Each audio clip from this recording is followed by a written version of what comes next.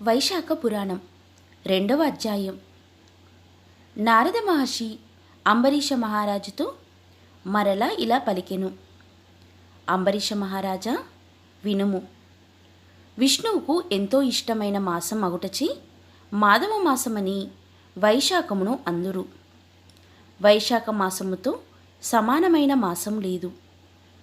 కృతయుగమంతటి ఉత్తమమైన యుగము లేదు. వేద సమానమైన శాస్త్రము లేదు. గంగాజలమునకు సాటియగు తీర్థజలము లేదు. జలదానముతో సమానమైన దానము లేదు. భార్య సుఖముతో సమానమైన సుఖము లేదు.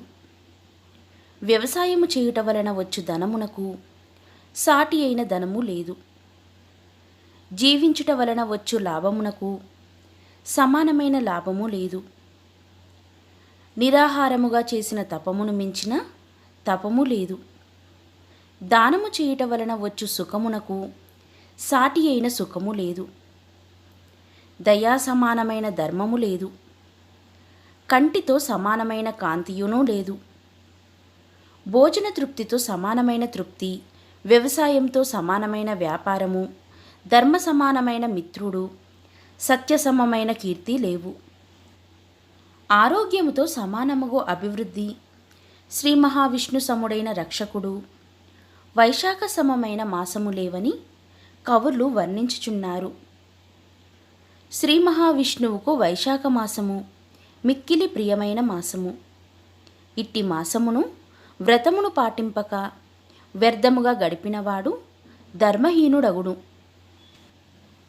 వైశాఖ మాస వ్రతమును పాటించని వారు చెరువులు త్రవ్వించుట, యజ్ఞయాగాదులను చేయుట మొదలైనటువంటి ఎన్ని ధర్మకార్యములను చేసినను వైశాఖ మాస వ్రతమును పాటించనిచో ఇవి అన్నీయు వ్యర్థమగును. వైశాఖ వ్రతమును పాటించువానికి మాధవార్పితములు గావించి భక్షించి ఫలాదులకును శ్రీ మహావిష్ణు సాయుధ్యము కలుగును. అధిక ధన వ్యయంచే చేయు వ్రతములెన్నియో ఉన్నవి. అట్లే శరీరమునకు క్లేశమును కలిగించు వ్రతములు ఎన్నియో ఉన్నవి. ఆ వ్రతములన్నీయు తాత్కాలిక ప్రయోజనములను కలిగించును. అంతేకాదు పునర్జన్మను కలిగించును, అంటే ముక్తినీయవు. కనుక నియమపూర్వకమైన వైశాఖ మాస ప్రాతకాల స్నానము పునర్జన్మను పోగొట్టును, అంటే ముక్తినిచ్చును. అన్ని దానములు చేసినచో వచ్చు పుణ్యము, సర్వతీర్థములు యందు స్నానం చేసిన వచ్చు పుణ్యము వైశాఖ మాసమున జలదానము చేసినంతనే వచ్చును. ఆ దానము చేయునట్టి శక్తి లేకున్నచో అట్టి శక్తి గల మరి ఒకనిని ప్రబోధించినచో అట్టివానికి సర్వసంపదలు కలుగును, హితములను చేకూరును. దానములన్నింటినీ ఒకవైపున, జలదానమును మరొక వైపున ఉంచి తూచినచో జలదానమే గొప్పది అగును. బాటసారుల దప్పిక తీరుటకై మార్గమున చలివేంద్రమును ఏర్పరిచి జలదానము చేసినచో వారి కులములోని వారందరూ పుణ్యలోకములను పొందుదురు. జలదానము చేసిన వారు విష్ణులోకము పొందుదురు. చలివేంద్రము ఏర్పాటు చేసినచో బాటసారులు, సర్వదేవతలు, పితృదేవతలందరూ సంతృప్తి పొంది ప్రీతి పొంది వరములను ఇచ్చెదరు. ఇది నిస్సంశయముగా సత్యము. దప్పిక కలవాడు నీటిని కోరును, ఎండబాధపడినవాడు నీడను కోరును, చెమట పట్టినవాడు విసురుకొనుటకు విసనకర్రను కోరును. కావున వైశాఖ మాసమున కుటుంబ సహితుడైన బ్రాహ్మణునకు జలమును, అంటే నీరు కల చెంబును, గొడుగును, విసనకర్రను దానమియ్యవలెను. నీటితో నిండిన కుంభమును దానమియ్యవలెను. ఇలా దానము చేయలేని వాడు చాతక పక్షియే జన్మించును. చాతక పక్షి అంటే చాతకమను పక్షి భూస్పర్శగల నీటిని తాగిన చనిపోవును. కావున మబ్బు నుండి పడుచున్న నీటి బొట్టులను క్రింద పడకుండా ఆకాశముననే తాగియుండును. ఆ నీరే వాటికి జీవనాధారమైన ఆహారమని కవులు వర్ణించెదరు. దప్పిక కలవానికి చల్లని నీటినిచ్చి ఆదరించిన వారికి కొన్ని రాజసూయ యాగములు చేసినంతటి పుణ్యఫలం కలుగును. ఎండకు అలిసిన వారికి విసనకర్రతో విసిరి ఆదరించినవాడు పక్షిరాజై త్రిలోక సంచార లాభమును పొందును. అట్లు జలమునియ్యని వారు బహువిధములైన వాతరోగములతో బాధపడుదురు. ఎండకు అలిసిన వారికి విసురుకొనుటకు విసనకర్ర లేనిచో పైబట్టతో విసిరినవాడు పాప విముక్తుడై విష్ణు సాహిత్యము పొందును. పరిశుద్ధమైన మనసుతో భక్తితో తాటి ఆకు విసనకర్ర ఇచ్చినను సర్వ పాప విముక్తుడై బ్రహ్మలోకమును పొందును. అలసటను వెంటనే పోగొట్టునట్టి విసనకర్ర ఇవ్వనివాడు నరకలోక బాధలను పొంది భూలోకమున పాపాత్ముడై జన్మించును. గొడుగును దానం చేసినచో ఆది భౌతిక ఆది ఆత్మిక దుఃఖములను నశించును. విష్ణుప్రియమైన వైశాఖమున గొడుగు దానమివ్వనివాడు నిలువ నీడలేనివాడై పిశాచియే బాధపడును.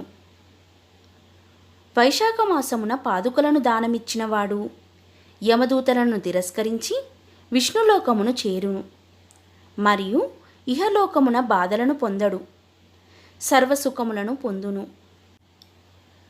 చెప్పులు లేక బాధపడుతున్న వానికి, చెప్పులు లేవని అడిగిన వానికి చెప్పులను దానం చేసినవాడు బహుజన్మలలో రాజు అగును. నిరాధారులకు బాటసారులకు ఉపయోగించినట్లుగా అలసట తీర్చినట్లుగా మండపము మొదలగు వాటిని నిర్మించిన వారి పుణ్యపరిమాణము బ్రహ్మ కూడా చెప్పలేడు.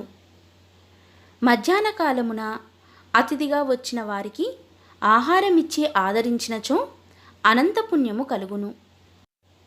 అంబరీష మహారాజా, అన్నదానము వెంటనే తృప్తిని కలిగించు దానములలో అత్యుత్తమము. కావున అన్నదానముతో సమానమైన దానము లేదు. అలసి వచ్చిన బాటసారిని వినయమధురముగా కుశలమడిగి ఆదరించిన వానిని పుణ్యము అనంతము. ఆకలి గల వారికి భార్య, సంతానము, గృహము, వస్త్రము, అలంకారము మొదలగునవి ఇష్టములు కావు, ఆవశ్యకములు కావు. అన్నము మాత్రమే ఇష్టము, ఆవశ్యకము. కానీ ఆకలి తీరినచో ఇవి అన్నీయు ఇష్టము, ఆవశ్యకములు అగును. అంటే అన్నము భార్య మున్నగు వాటికంటే ముఖ్యమైనది, ప్రశస్తమైనది. అట్టి దానము అన్ని దానముల కంటే ఉత్తమమైనదని భావము. కావున అన్నదానముతో సమానమైన దానము ఇంతకు ముందు లేదు, ముందు కాలమున కూడా ఉండబోదు.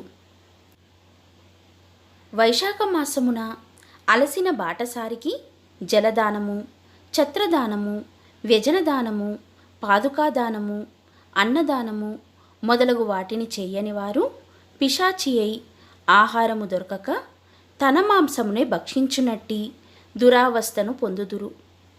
కావున అన్నదానము మున్నగు వాటిని యథాశక్తిగా చెయ్యవలెను. రాజా, అన్నమును పెట్టినవాడు తల్లిని తండ్రిని కేవలం జన్మనిచ్చిన అన్నదాతలు మాత్రమే. కన్నందులకు అన్నము పెట్టవలసిన నైతిక బాధ్యత వారికి కలదు. కానీ అన్నదానము చేసి జీవితమును నిలిపినవాడు తల్లిదండ్రుల కంటే నిర్వాజ్యమైన ఉత్తమ బంధువు. నిజమైన తల్లియు తండ్రియు అన్నదాతయే.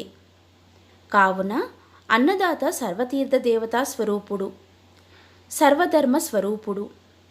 అంటే అన్నదానమున అన్ని తీర్థములలో స్నానము చేసిన పుణ్యము, సర్వదేవతలను పూజించిన ఫలము, సర్వధర్మములన్నిటినీ ఆచరించిన ఫలము కలుగునని భావము.